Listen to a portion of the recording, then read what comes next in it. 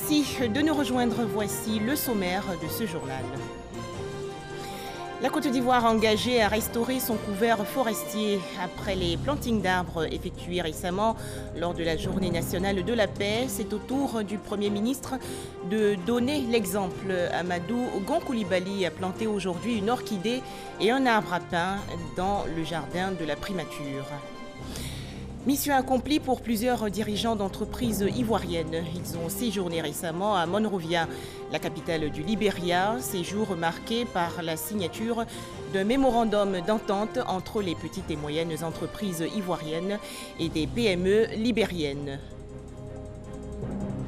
Enfin au Niger, Amadou de retour en prison. L'opposant a été interpellé tôt ce matin à son domicile de Niamey, la capitale. Bonjour à tous et bienvenue. Plusieurs arbres plantés dans le district d'Abidjan le 15 novembre dernier lors de la Journée nationale de la paix 2019. Le chef du gouvernement, Amadou Gon Coulibaly, a également procédé aujourd'hui à un planting d'arbres dans le jardin de la primature. Cette opération vise à préserver l'environnement et reconstituer la couverture forestière du pays. Alexis Ouedraogo. Contact avec la terre et planting, le chef du gouvernement engagé dans le programme de reconstitution du couvert forestier ivoirien. Et je viens d'accomplir mon devoir à la suite du chef de l'État et je suis heureux donc de l'avoir fait. Et je puis assurer donc l'ensemble des Ivoiriennes et des Ivoiriens que le gouvernement ivoirien, sous l'autorité du chef de l'État, travaillera à faire en sorte que nous puissions recouvrer donc, notre couvert forestier pour protéger donc, les générations futures. Et si l'engagement est général, c'est que le pays a perdu en 50 ans un peu plus de la moitié de ses forêts, une réelle menace face au changement climatique. Pour nous Ivoiriens, donc, la question du changement climatique n'est plus une question abstraite. Nous la vivons et malheureusement nous l'avons vécu récemment avec l'inondation à Grand Bassam, avec le fleuve Komoé qui a débordé. Et le réchauffement climatique est une réalité également que nous vivons.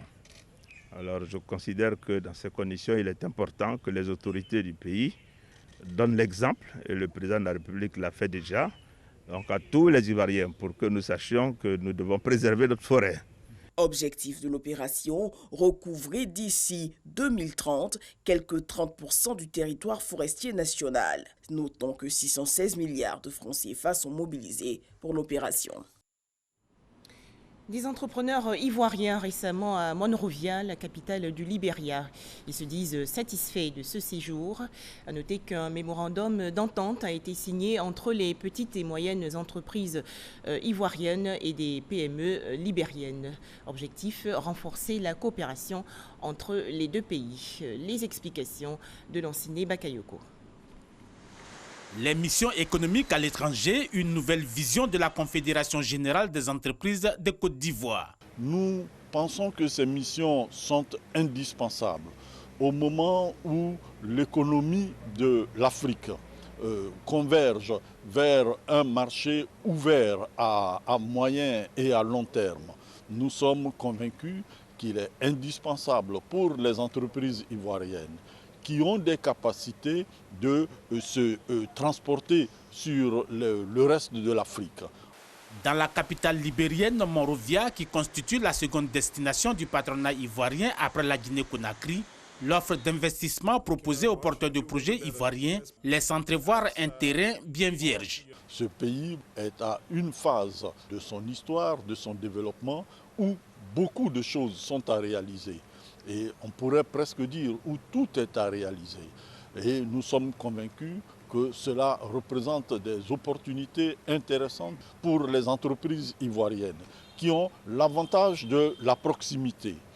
Cette offensive pour conquérir de nouveaux marchés a donc permis d'établir de nouveaux contacts auprès d'instances impliquées de près dans la promotion des investissements privés au Libéria. Des rendez-vous d'affaires personnalisés ont été organisés. Ainsi, le mouvement des PME a pu paraffer un mémorandum avec ses homologues libériens.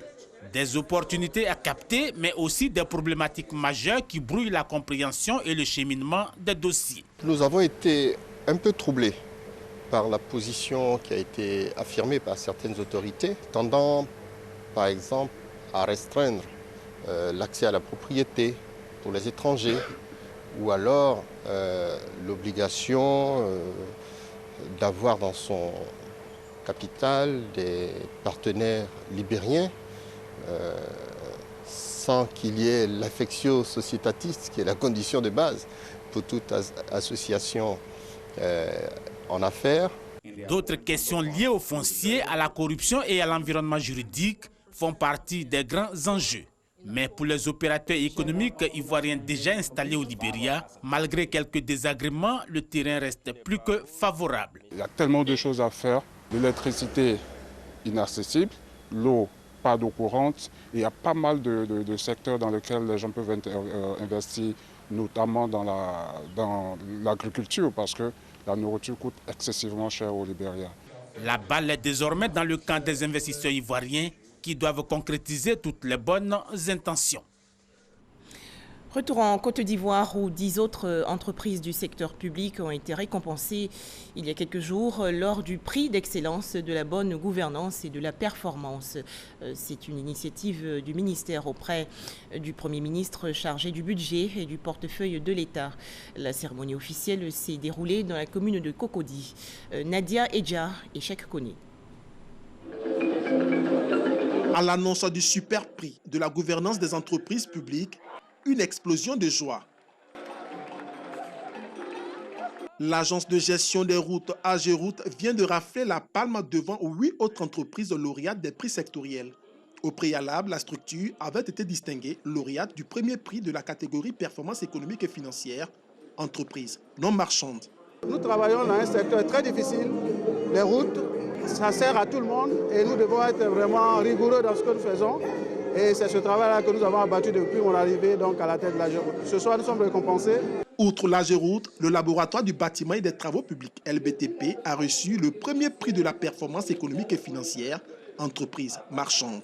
Tandis que le premier prix efficacité du conseil d'administration est revenu à la Banque nationale d'investissement, BNI. Au total, 9 lauréats ont été distingués dans les 3 prix sectoriels. Tout le monde s'est impliqué pour l'obtention aujourd'hui de ce prix. Donc mes remerciements vont vers mes collaborateurs d'abord, ainsi que vers ma famille. C'est une fierté. Toute l'équipe du FED dédie ce prix au directeur général du Fonds d'entretien routier qui nous inculque le travail d'équipe et le travail bien fait. Et aujourd'hui, nous sommes heureux de recevoir ce prix. Cette initiative vise à encourager ces acteurs qui ont contribué à la performance budgétaire de l'État au cours de ces 3 dernières années, en vue de créer une saine émulation et maintenir le pays sur la voie du développement. Ce qui importe, c'est de faire en sorte que les entreprises publiques ivoiriennes soient capables de conquérir des marchés à l'international et porter haut le flambeau ivoirien. Et je pense que ce n'est pas une utopie, elles en ont la capacité. Il n'y a qu'à regarder l'évolution des résultats qui étaient largement déficitaires de plusieurs milliards il y a quelques années et aujourd'hui. Cette première édition du prix de la gouvernance des entreprises publiques a été couronnée par la distinction symbolique du ministre du budget et du portefeuille de l'État. Il a reçu le prix de l'innovation de la part de ses collaborateurs. Toujours en Côte d'Ivoire, bilan globalement satisfaisant de la campagne de commercialisation 2019 de la noix de cajou. Les acteurs des filières coton et anacarde, pour exprimer leur reconnaissance à l'État, ont organisé le 16 novembre dernier à Korogo, dans la région nord du pays, une cérémonie. Les moments forts avec Charles Tatou de RTI Boaké. Mobilisation exceptionnelle des acteurs agricoles des 19 régions productrices du coton et de noix de cajou. Les acteurs de ces 2 filières agricoles venus avec enthousiasme et fierté pour témoigner leur reconnaissance au Premier ministre Amadou Gon Coulibaly. Il y avait une réelle volonté de certains acteurs de saboter les produits de provenance ivoirienne. Alors nous, acteurs nationaux, face à ce défi, nous avons décidé de nous mettre ensemble. Nous avons pu réaliser 50 000 tonnes, nous plaçant de facto comme le 2e acteur de la filière. Cela a été possible grâce au leadership du Premier ministre. Plusieurs raisons donc à la base de cette cérémonie d'hommage. Producteurs, exportateurs et transformateurs n'ont pas manqué de faire des témoignages sur les difficultés et les avancées connues par les 2 filières dont le fonctionnement donne maintenant satisfaction. Cette année, 4 nouvelles unités de transformation sont déjà ouvertes. En 2020, nous aurons au moins 4 autres nouvelles unités qui vont ouvrir avant donc, j'allais dire, le démarrage de la campagne. Pour ce qui est du textile, nous sommes aussi extrêmement optimistes. Nous allons recevoir un groupe d'investisseurs qui arrivent donc d'un peu partout dans le monde. Cette grande mobilisation est la traduction réelle de la symbiose et de l'attachement des acteurs des filières coton et anacarde que vous représentez. À son Excellence, Monsieur le Premier ministre, permettez-moi de vous dire merci. Des lots de matériel agricole ont été offerts aux meilleurs producteurs et productrices des 2 filières. L'agroforesterie pour lutter contre la dégradation des forêts en Côte d'Ivoire. L'État ivoirien et ses partenaires ont pris cette décision afin de réhabiliter le couvert forestier à au moins 20% d'ici 2030. Des réflexions ont ainsi été menées récemment par le ministère des Eaux et Forêts en partenariat avec le programme des Nations Unies pour l'environnement et le Conseil Cacao. Les détails dans ce reportage de Francis Boiffaut. Associer des arbres et des cultures sur une même parcelle. Cela s'appelle l'agroforesterie. Le Conseil du café cacao soutient l'initiative. Nous avons donc pris l'engagement de planter environ 1 million d'arbres chaque année. C'est-à-dire qu'environ 50 000 hectares de vergers de cacao seront couverts par les arbres. Donc les plantations de cacao vont cohabiter donc avec les arbres et cela va contribuer donc à inverser les tendances actuelles. L'agroforesterie présente des enjeux pour les chaînes de valeur et devrait améliorer les revenus des paysans. Essayer de diversifier l'économie du planteur, mais déjà les planteurs doivent trouver les débouchés pour les autres produits. C'est comme ça que nous parlons des chaînes de valeur. Et les débouchés pour les autres produits, c'est par exemple, si moi je mets les arbres à croissance rapide, je vais fabriquer du charbon, est-ce que j'ai le marché pour le charbon ? Si je vais mettre les arbres fruitiers et je produis des fruits, est-ce que j'ai le marché pour les fruits? Le gouvernement ivoirien privilégie l'agroforesterie, ce nouveau mode d'exploitation des terres agricoles, pour réhabiliter le couvert forestier d'ici à 2030. Il s'agira d'ici 10 ans de pouvoir réhabiliter au moins 1 million d'hectares de vergers cacaoyers, mais profiter de cette occasion pour introduire dans les plantations régénérées des arbres forestiers. Cela va donc contribuer largement à l'atteinte de nos objectifs qui sont fixés à près de 3 millions d'hectares d'ici l'horizon 2030. Cette rencontre, organisée par l'ONU Environnement, la facilité RED+ de l'Union européenne et le ministère des Eaux et Forêts, permettra de clarifier les besoins et opportunités de développement des chaînes de valeur, des produits forestiers et agroforestiers. Intéressons-nous à présent à la 2e édition de la conférence internationale du Conseil africain des jeunes entrepreneurs francophones. Cette rencontre s'est tenue il y a quelques jours dans le district d'Abidjan. Thème retenu, nourrir l'Afrique, quelle place pour la jeunesse francophone? Pour en parler, Stéphane Loboué et Franck Quadio.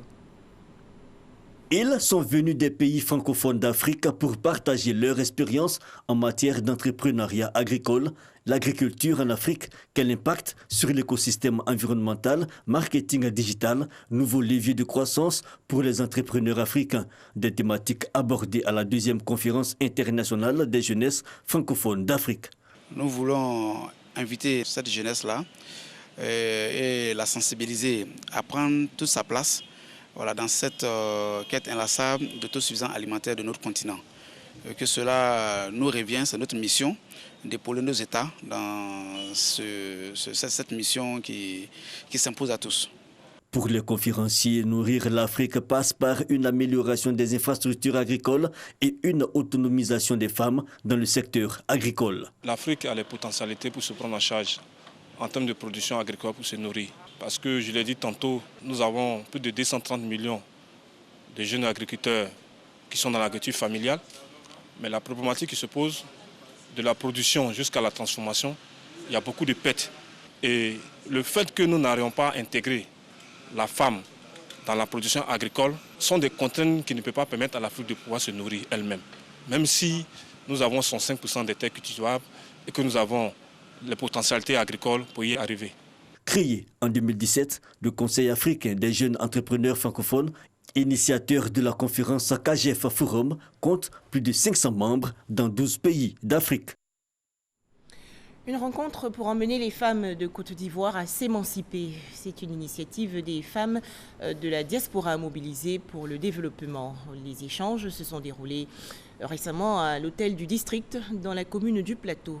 Ahmed Traoré et Kolo Koulibaly. Soutenir les adhérentes, personnes physiques ou morales, à s'émanciper dans le cadre communautaire ou rural. Accompagner à la recherche de financement relatif à l'émancipation et à l'autonomisation de la femme. Être le référent des avis auprès du gouvernement français et ivoirien. Ce sont entre autres les objectifs que veut atteindre l'UIAFIF. Entendez, Union interfédérale des associations féminines et des femmes ivoiriennes de France. Ce, par le canal de cette rencontre qui durera 2 jours à Abidjan. La rencontre aujourd'hui, c'était la rencontre de la diaspora avec l'association, la fédération Forim qui accompagne les diasporas dans les pays d'origine. Donc qui ont accompagné ici en Côte d'Ivoire 17 projets et qui sont venus pour les audits de ces projets-là, qui se sont déroulés dans la sous-région et Abidjan aussi. Donc aujourd'hui, c'est la restitution de ces différents projets réalisés pour voir ce qui a été fait et ce qu'il faut faire et ce qui a évité aussi. Donc c'est dans ce cadre-là que l'organisation Forim a sollicité l'UIAFIF pour venir les accompagner.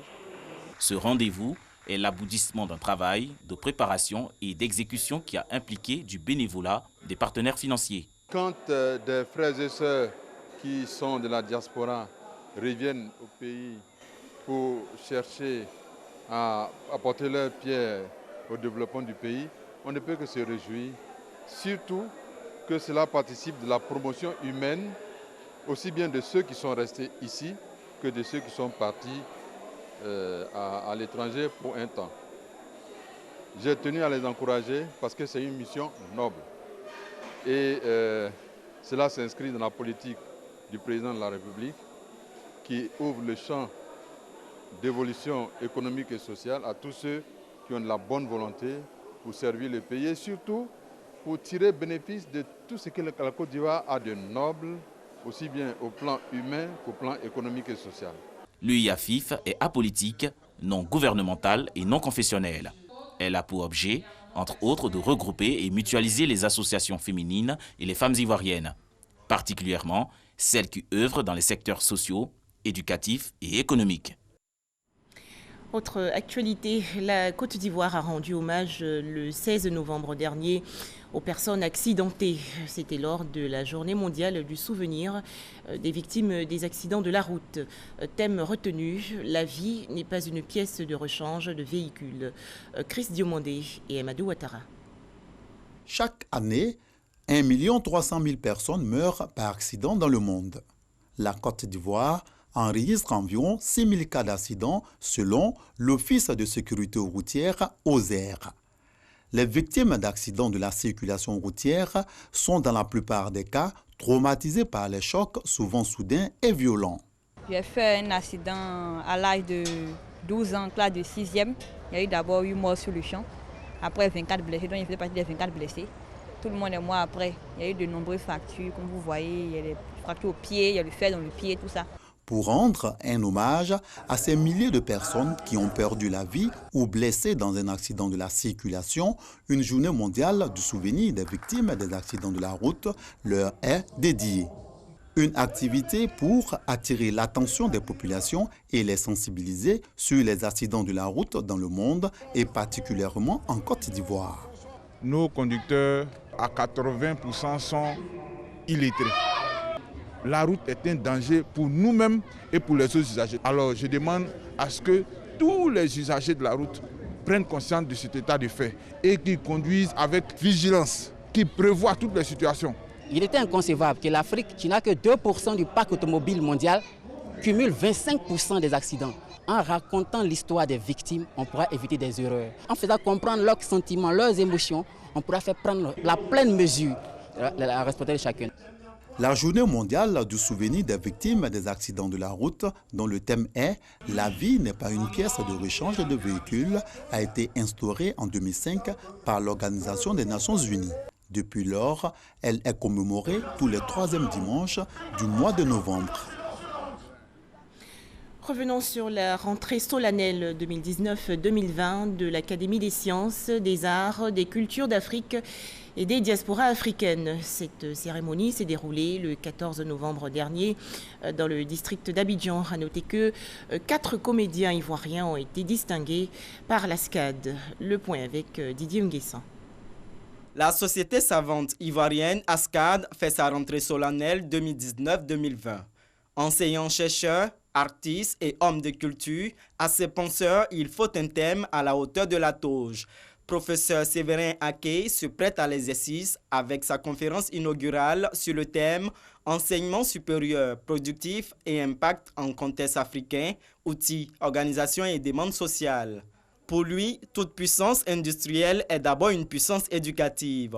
Il faut donc intégrer le contexte africain dans l'enseignement supérieur pour que celui-ci participe activement au changement. Cette rentrée est l'occasion pour les académiciens d'honorer les pionniers du théâtre ivoirien que sont les regrettés Albertine Nguessan et Biti Moro. Sans oublier Thérèse Taba et Bienvenue Neba, tous deux interprètes dans la célèbre pièce de théâtre Togognini. Je suis très heureuse et je suis émue. Vous savez, dans la vie, quand vous pratiquez un métier qui n'est pas connu à beaucoup de personnes et que des grands savants, comme ces professeurs d'université, ces agrégés, vous décernent un prix, vous ne pouvez que vous réjouir.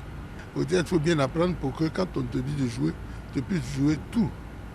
Ce qui fait que les jeunes gens maintenant courent tous vers le cinéma. Mais quand le moment viendra où on va leur exiger certaines qualités pour faire du cinéma, ils reviendront au théâtre parce que c'est par le théâtre qu'on apprend. Satisfait de l'exercice écoulé, la SCAD veut, pour cette nouvelle rentrée, être plus proche des populations. Nous allons de plus en plus entrer en rapport avec la société, à créer ce rapprochement-là. Fin du festival culturel Adaye-Kessié à Tabagne, dans le nord-est du pays. L'Adaye-Kessié vise à retracer le parcours des Brong du Ghana à la Côte d'Ivoire et à œuvrer pour le jumelage de la culture Brong à cheval sur les deux pays. Les explications de Herman Niamia. La nouvelle année commence en pays Brong et comme il est de coutume, le roi a convié tout son royaume à la célébration de l'Adaye-Kessié. Moment de retrouvailles et de communion fraternelle, l'Adaye-Kessié est l'occasion pour le peuple Brong de se rassembler autour de son roi pour lui faire allégeance et lui manifester son désir d'unité, de solidarité et de paix. C'est également l'occasion de faire le bilan de l'année écoulée afin de prendre les résolutions les plus appropriées pour la cohésion et le développement du royaume. Le roi me charge de vous dresser le bilan suivant. L'année a été déclarée bonne parce qu'il y a eu plus de naissances que de décès. La pluviométrie a été très bonne. La production a été très bonne. Une des grandes attractions de l'Adaye-Kessié, c'est la parade du roi, de ses chefs de province et de canton. Moment de réjouissance populaire, cette édition a vu la participation d'une forte délégation du Ghana, conduite par la ministre régionale du Bono, Evelyne Kumi Richardson. Faut-il le rappeler, le peuple Brong de Côte d'Ivoire et du Ghana partagent la même culture, la même langue et la même histoire. D'ailleurs, 2 tiers des Brong vivent au Ghana. Un bel exemple de fraternité apprécié par le ministre Kobina Kwasi Adjumani, représentant du Premier ministre parrain de l'événement. Pour le Premier ministre, qui ne ménage aucun effort pour appeler les Ivoiriens à la cohésion sociale et à la paix, l'Adaye-Kessié est une fête qui doit être pérennisée et copiée. C'est pourquoi le Premier ministre Amadou Gon Coulibaly se félicite du pont qu'a créé l'Adaye-Kessié entre la Côte d'Ivoire et le Ghana. Véritable promotion de la culture Brong, le vice-président de la République Daniel Kablan-Duncan se félicite de cet événement qui fait la fierté de ce peuple et de la Côte d'Ivoire. La tradition et la culture sont à la fois le ferment qui enracine l'homme dans son histoire et le tremplin qui lui permet de se projeter vers l'avenir. Les liens d'amitié et de fraternité entre les peuples Brong de Côte d'Ivoire et du Ghana nous font revisiter le passé glorieux, le courage et l'héroïsme légendaire des anciens, avec entre autres l'exode de la reine Ablakoku, mais l'épopée de figures comme Confond à nos pieds. Devenu un festival par la volonté d'un fils de la région, Bini Daouda Ouattara, la 4e édition de la Daï Kessié Festival est un succès selon le commissaire général. Des innovations sont annoncées pour la prochaine édition. Toujours au chapitre culture, la 7e édition du festival des danses traditionnelles du Bounkani. Le Festibo va se dérouler du 4 au 7 décembre prochain à Bouna, dans le nord-est du pays. Pays invité d'honneur, le Maroc. Les détails avec Franck Quadio. La culture ivoirienne à l'honneur à travers le festival des danses traditionnelles du Bounkani. La 7e édition du Festibo à Bouna dans le nord-est ivoirien. Pour 2019, jeunesse et femmes, faire de lance du développement est le thème choisi. C'est important pour nous parce que le festival ne doit pas être vu sous le seul prisme de la festivité, de la danse et de la joie. Il devrait être pour nous un prétexte de rassemblement pour permettre donc à toutes les forces vives du Bounkani de se retrouver, changer sur leur devenir. Un festival pour pérenniser les arts de la scène, le costume, la gastronomie et les pratiques culturelles et culturelles des peuples de l'Est et du Nord ivoirien. Pour cette année, le Maroc est le pays à l'honneur. C'est d'amener tous les peuples de notre région, sinon de toute la sous-région, à s'unir, à réussir l'intégration des peuples. C'est pourquoi nous invitons à chaque édition des pays tels que le Maroc, tels que le Burkina Faso, tels que le Ghana, après que le Mali et le Bénin, le Togo soient venus à ce festival. C'est un prétexte qui nous permet, à vue d'œil, de valoriser nos richesses culturelles, de valoriser tout l'art des populations, des peuples du Bounkani, mais c'est surtout le lieu de rassembler. Célébrer le lien culturel sur le continent, mais aussi la fraternité. Ce festival verra la participation d'une quinzaine de troupes de la région. Sont annoncés les Sénoufos du Nord et les Dagari du Burkina Faso voisin. En plus de l'aspect festif et touristique, des ateliers sur l'immigration, l'emploi des jeunes et l'état civil meubleront la partie réflexion. Le Festival 2019 aura lieu à Bouna du 4 au 7 décembre prochain. Religion, la paroisse Saint-Charles-Borromée d'Adzopé dans le sud du pays a 80 ans. De nombreux fidèles catholiques ont donc participé aux réjouissances. Le point avec Franck Quadio. Adzopé, sud de la Côte d'Ivoire, la paroisse Saint-Charles-Borromée a 80 ans d'existence, presque un siècle et une mission sacerdotale qui au fil des années a favorisé la consolidation de la foi religieuse dans cette région.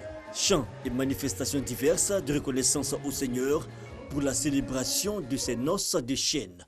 Le célébrant du jour, Excellence à Monseigneur Alexis Touabli Yolo, évêque du diocèse d'Agboville, a exhorté les fidèles à l'engagement et au raffermissement de la foi à l'image du Père Miette, bâtisseur de l'œuvre ecclésiale dans la région de Lamé. Tout est achevé. J'ai accompli ma mission.